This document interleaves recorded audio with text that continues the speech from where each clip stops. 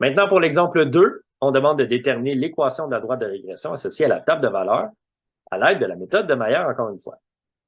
L'étape 1 est toujours d'ordonner les données selon le premier caractère. Ici, ce n'est pas fait. Donc, il va falloir se créer un deuxième tableau dans lequel on va classer les données en ordre selon le premier caractère. Ici, c'est X. Alors, on y va. Et vous remarquez ici qu'on a un nombre impair de données.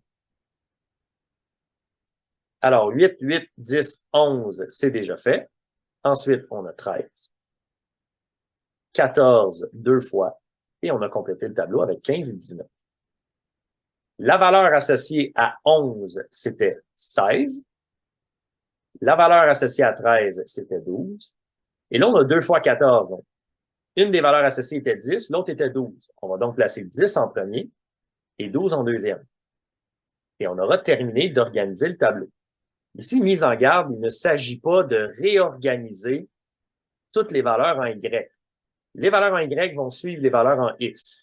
Donc, vous ne devez pas défaire l'association entre les valeurs X et Y qui sont déjà associées dans le premier tableau lorsque vous reclassez les données. Étape 2, on va partager la distribution en deux groupes. Dans ce cas-ci, comme je l'ai dit, le nombre de données il est impair. On en a 9. Donc, on va venir calculer ou séparer, pardon, la première distribution en prenant les 5 premières données. On s'en va jusqu'à la médiane. Donc, les 5 premières données, ça nous mène jusqu'ici. 1, 2, 3, 4, 5. On va jusqu'à 13. Dans la deuxième moitié, on va considérer encore une fois le 13 et le 12 pour l'ensemble des données de la deuxième moitié. Et on va venir faire exactement ce qu'on a fait à l'exemple 1, calculer les moyennes des X, les moyennes des Y pour chacun des groupes qui sont déterminés ici. On a déjà commencé le calcul, 8 plus 8 plus 10 plus 11 plus 13. On effectue la somme, on obtient 50, qu'on divise par 5 pour obtenir 10. Donc, la moyenne des X pour le premier groupe, ici, c'est 10. Même chose en Y, 19 plus 16 plus 17 plus 16 plus 12. On obtient 80 divisé par 5 qui donne 16. Donc, la valeur en Y pour le premier couple va être 16. Le couple au complet, c'est 10, 16 ici.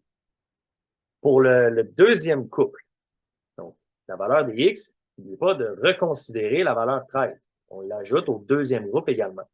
Donc 13 plus 14 plus 14 plus 15 plus 19, ça donne 75. Qu'on divise en 5 pour obtenir 15. Même chose en Y, 12 plus 12 plus 10 plus 10 plus 6, on obtient 50 divisé par 5 pour obtenir encore une fois 10. Le deuxième couple étant 15, 10. L'étape 4, on vient calculer l'équation d'une droite qui passe par les deux couples qu'on a calculés. Et seulement ces deux couples-là. 10 moins 16, Y2 moins Y1, sur 15 moins 10. On va obtenir moins 6 sur 5. Et si on transforme en nombre décimal, on obtient moins 1,2 comme taux de variation. Ici, c'est possible de conserver la valeur fractionnaire, mais on va utiliser ici la valeur décimale. On remplace un couple. Je vais choisir le premier, donc 16 en Y, 10 en X. Je vais remplacer dans la règle, moins 1,2 fois 10, on obtient moins 12. C'est égal à 16. Et on va ajouter 12 de chaque côté pour obtenir 28 comme valeur initiale.